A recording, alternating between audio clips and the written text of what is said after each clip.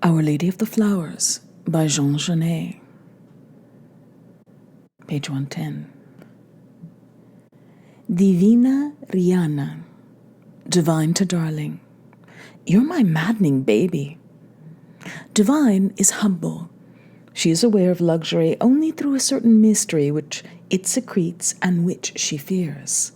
Luxury hotels, like the dens of witches, hold in thrall aggressive charms, which a gesture of ours can free from marble, carpets, velvet, ebony, and crystal.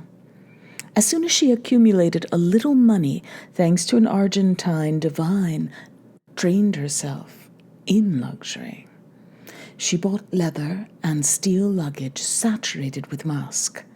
7 or 8 times a day she would take the train, enter the Pullman car, have her bags stacked in the baggage racks, settle down on the cushions until it was time for the train to leave, and a few seconds before the whistle blew, would call 2 or 3 porters, have her things removed, take a cab, and have herself driven to a fine hotel, where she would remain long enough to install herself discreetly and luxuriously. She played this game of being a star for a whole week, and now she knows how to walk on carpets and talk to flunkies, who are luxury furnishings. She has domesticated the charms and brought luxury down to earth. The sober contours and scrolls of Louis XV furniture and frames and woodwork sustain her life, which seems to unroll more nobly. A double stairway in an infinitely elegant air. But it is particularly when her hired car passes a wrought iron gate or makes a delicious swerve that she is an infanta. Death is no trivial matter. Divine already fears being caught short for the solemnity. She wants to die with dignity, just as that Air Force lieutenant went into combat in his dress uniform, so that, if the death that flies overtook him in the plane, it would find and transfix him as an officer and not a mechanic. So, Divine always carries in her pocket her oily gray diploma for advanced study. He's as dumb as a button on, Mimosa's about to say, your boot, Divine blandly, on your fly. She always had with her, up her sleeve, a small fan made of muslin and pale ivory. Whenever she said something that disconcerted her, she would pull the fan from her sleeve with the speed of a magician, unfurl it, and suddenly one would see the fluttering wing, in which the lower part of her face was hidden. Divine's fan will beat lightly about her face all her life. She inaugurated it in a poultry shop on the Rue Lepec. Divine had gone down with his sister to buy chicken. They were in the shop when the butcher's son entered. She looked at him and clucked, called the sister, and, putting her index finger into the rump of the trussed chicken that lay on the stall, she cried out, "Oh, look, beauty of beauties!" And her fan quickly fluttered to her blushing cheeks. She looked again with moist eyes at the butcher's son. On the boulevard, policemen have stopped Divine, who is tipsy. She is singing the Veni Creator in a shrill voice, and all the passers-by are born little married couples veiled in white tulle, who kneel on tapestried prayer stools. Each of the 2 policemen remembers the time he was best man at a cousin's wedding. In spite of this, they take Divine to the station. Along the way she rubs against them, and they each get a hard-on, squeeze her more tightly, and stumble on purpose in order to tangle their thighs with hers. Their huge cocks are alive and rap sharply or push with desperate sobbing thrusts against the door of their blue woolen pants. They bid them open, like the clergy at the closed church door on Palm Sunday. The little queens, both young and old, scattered along the boulevard, who see Divine going off, borne away to the music of the grave nuptial hymn, the Veni Creator, cry out, "They're going to put her in irons! Like a sailor! Like a convict! Like a woman in childbirth!" The solid citizens going by form a crowd and see nothing, know nothing. They are scarcely imperceptibly dislodged from their calm state of confidence by the trivial event. Divine being led away by the arm, and her sisters bewailing her. Having been released the next evening, she is again at her post on the boulevard. Her blue eyelid is swollen. My God, beauties, I almost passed out. The policemen held me up. They were all standing around me, fanning me with their checked handkerchiefs. They were the holy women wiping my face, my divine face. Snap out of it, divine. Snap out of it, they shouted. Snap out of it, snap out of it. They were singing to me. They took me to a dark cell. Someone, oh, that someone must have drawn them. I shall seek him throughout the fine print on the heavy pages of adventure novels, which throng with miraculously handsome and raffish page boys. I untie and unlace the doublet and hip boots of one of them, who follows black-striped John.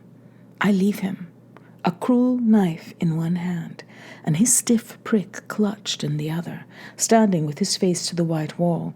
And here he is, a young, fiercely virgin convict. He puts his cheek to the wall.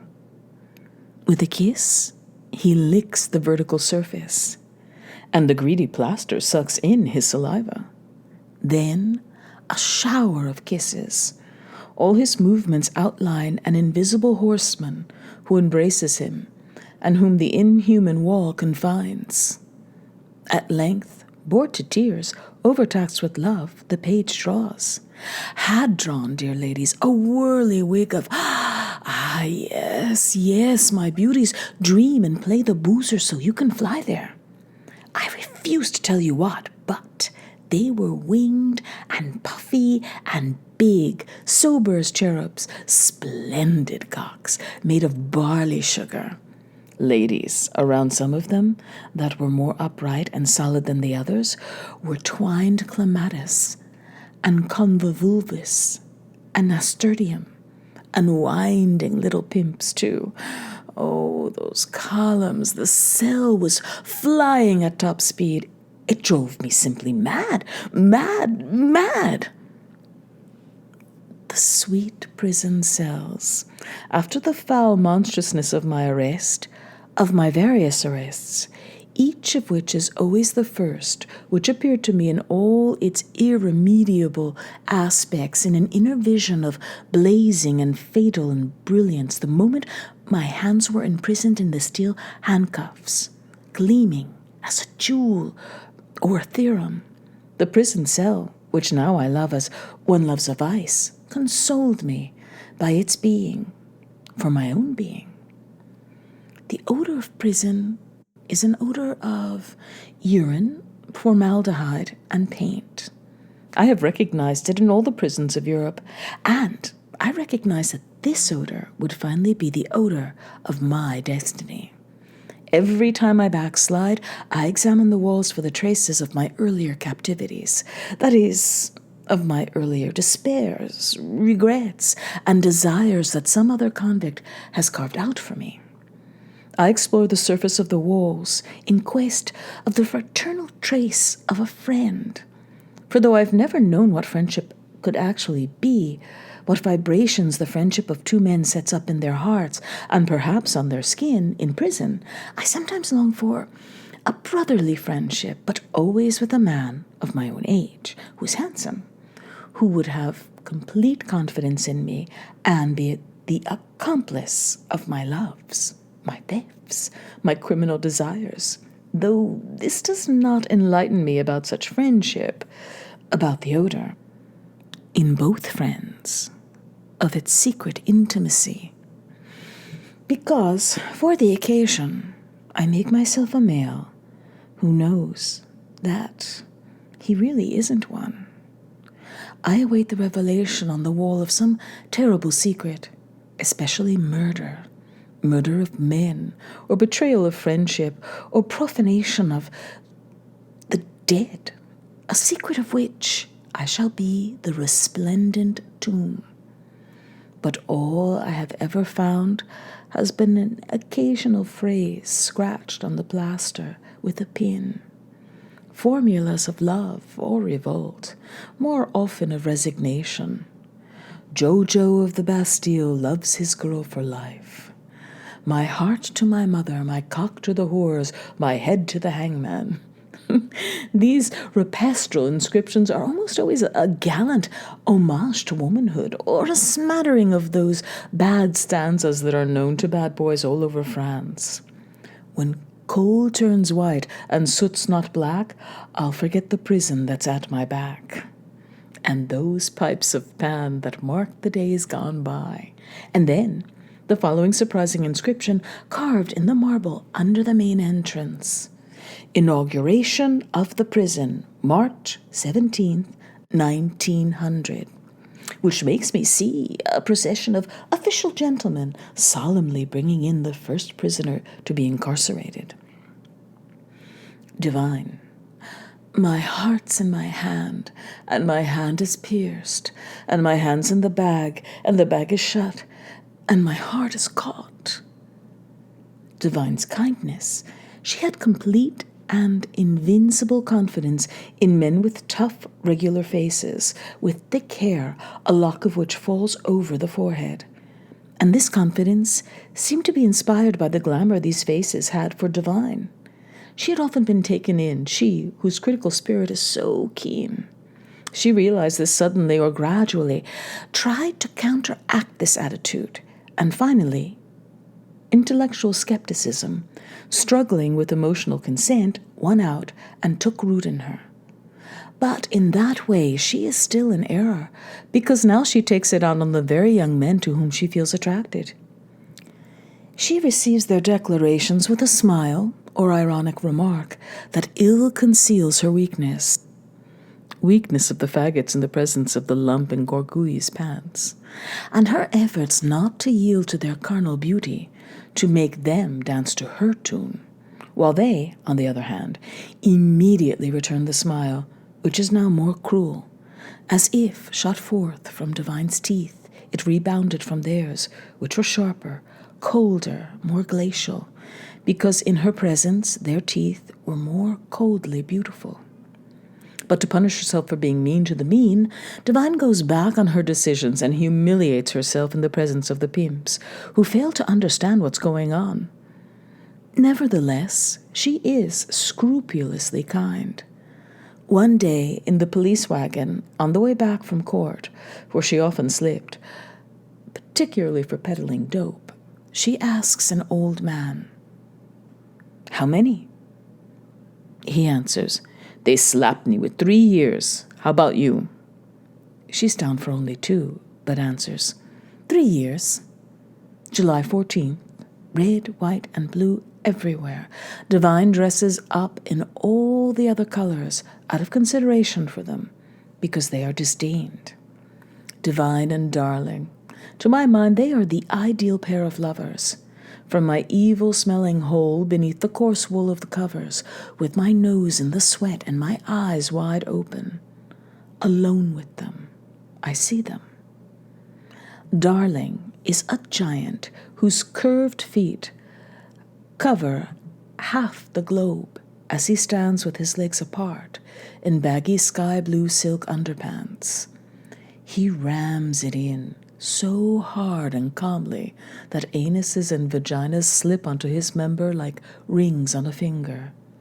He rams it in so hard and calmly that his virility, observed by the heavens, has the penetrating force of the battalions of blonde warriors who, on June 14th, 1940, buggered us soberly and seriously, though their eyes were elsewhere as they marched in the dust and sun. But they are the image of the only tensed, buttressed Darling. Their granite prevents them from being slithering pimps. I close my eyes. Divine, 1,000 shapes, charming in their grace, emerge from my eyes, mouth, elbows, knees, from all parts of me. They say to me, "Jean, how glad I am to be living as Divine and to be living with Darling." I close my eyes, Divine and Darling. To Darling, Divine is barely a pretext, an occasion, If he thought of her, he would shrug his shoulders to shake off the thought, as if the thought were a dragon's claws clinging to his back. But to Divine, Darling is everything. She takes care of his penis. She caresses it with the most profuse tenderness and calls it by the kind of pet names used by ordinary folk when they feel horny. Such expressions as Little Dicky, the babe in the cradle, Jesus in his manger, the hot little champ, your baby brother, without her formulating them, take on full meaning. Her feeling accepts them literally. Darling's penis is in itself all of Darling, the object of her pure luxury. An object of pure luxury. If Divine is willing to see in her man anything other than a hot purplish member, it is because she can follow its stiffness, which extends to the anus, and can sense that it goes farther into his body, that it is this very body of Darling, erect and terminating in a pale, tired face, a face of eyes, nose, mouth, flat cheeks, curly hair, beads of sweat. I close my eyes beneath the lice-infested blankets. Divine has opened the fly and arranged this mysterious area of her man, has beribboned the bush and penis, stuck flowers into the buttonholes of the fly. Darling goes out with her that way in the evening. The result is that to Divine, Darling is only the magnificent delegation on earth. The physical expression, in short, the symbol of a being, perhaps God, of an idea that remains in heaven. They do not commune. Divine may be compared to Marie Antoinette, who, according to my history of France, had to learn to express herself in prison willy-nilly in the slang current in the 18th century. Poor dear queen. If Divine says in a shrill voice, "They drag me into court," the words conjure up for her an old Countess Solange in a very ancient gown with a train of lace, whom soldiers are dragging on her knees by her bound wrists over the cobblestones of a law court. "I'm swooning with love," she said. Her life stopped, but around her, life continued to flow. She felt as if she were going backward in time, and wild with fright at the idea of the rapidity of it, reaching the beginning, the cause, she finally released a gesture that very quickly set her heart beating again. Once again, the kindness of this giddy creature, she asks a young murderer, whom we shall eventually meet, Our Lady of the Flowers, a question. This casual question so wounds the murderer that Divine sees his face decomposing visibly, then immediately running after the pain she has caused in order to overtake it and stop it, stumbling over the syllables, getting all tangled up in her saliva, which is like tears of emotion. She cries out, "No, no, it's me."